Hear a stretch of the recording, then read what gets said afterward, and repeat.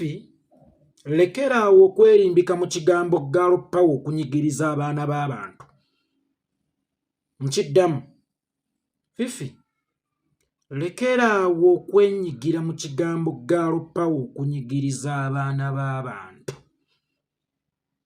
Bwe kitaba ekyo kyusaamu ekigambo gituume malaaya power.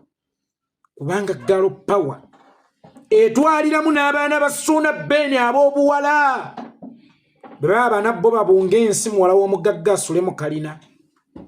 Sigaanye kulwanirira mukwano gwo ne tokirimbika mu jenda.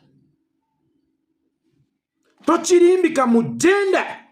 Kuba noono gw'otulugunya mwana w'abantu, mwana wa mukyala. Fifi, today you are girl, as you say, girl power, women empowerment. But today you a mother. I mean, tomorrow you a mother. Today you a girl. Tomorrow you a mother.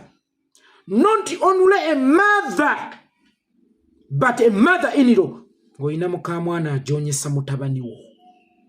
Nize olunaku olwo mukyala Nsubuga mukamwana wo lwajinjoonyesa mutabani wo nga naawe ofuuse mukyala Kayondo maama wa Ssuuna Ben nga gwatunuulira omwana wo gw'oteeseteese mu bugubi mu buyinike mu kunyigirizibwa mu kuleebeeta mu kulima emmere y'okukyalo. Kale ggwe oyinza okuba emmere y'okukyalo olimye eyakubukedde naye mukyala Kayondo mukazi wattu yagendanga n'apakasa ennimbi za ssente ateeketeeka abaana be.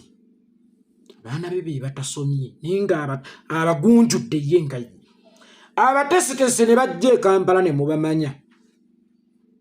Muli Kampala mubatulugunya. Mwerimbika mu girl power. Fifi the Queen, today you were just a girl. But tomorrow you were mother.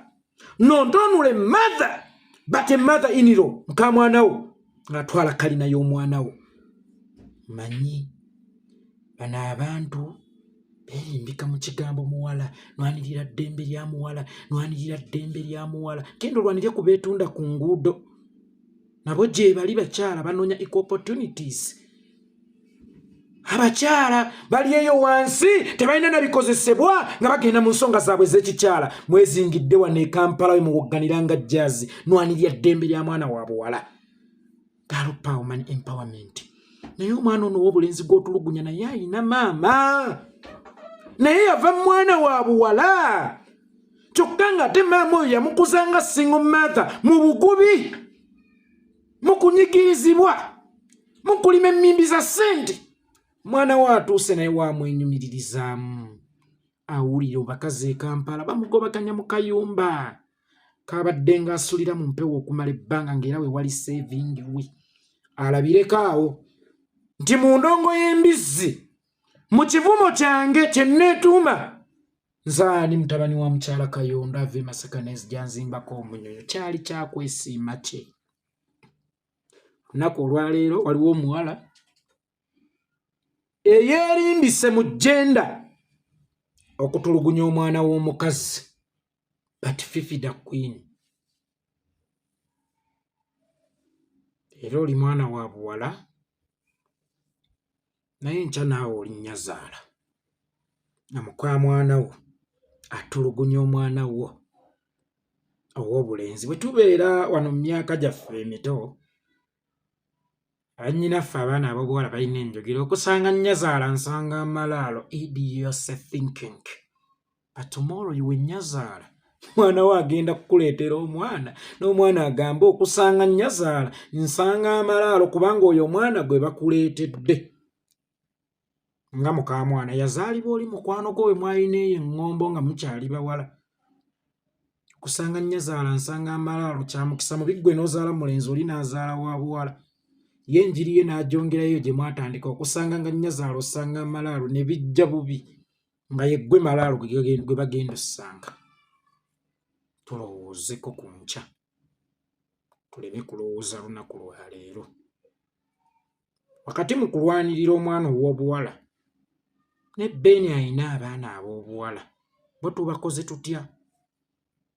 wakati mu kulwanirira ekitiibwa ky'omukyala ne maama wa Suuna Ben yakuza abaana baabo n'agaana okugenda ku nnyanja okwetunda aleka abaana be mabega basigale nga bisassalalo baafuniyo n'endwadde eziyinza okumutta aleka abaana be nga bamulekwa n'apakasa ennimbi ku kyalo ye tumuleseewa obanga ekiruma maama kirumizaamu n'omwana ate ekirumya omwana otomatikale kirumya maama olowooza ebituuka ku Suuna Ben tebisobola okutta nnyina kyokka bwerimbise mu jjenda olowooza ebituuse ku Suuna Ben